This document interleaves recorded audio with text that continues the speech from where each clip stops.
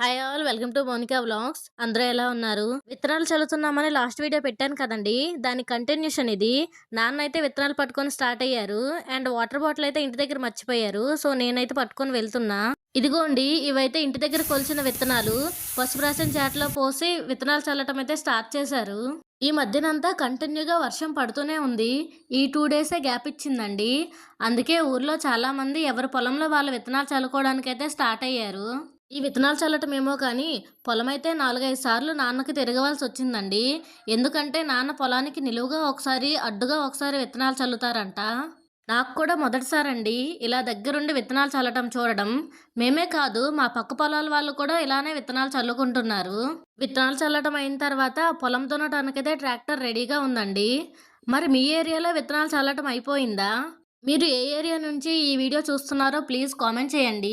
నా వీడియోస్ ఎక్కడి వరకు వెళ్తున్నాయో నాకు తెలుసుకోవాలని ఉంది. And please subscribe.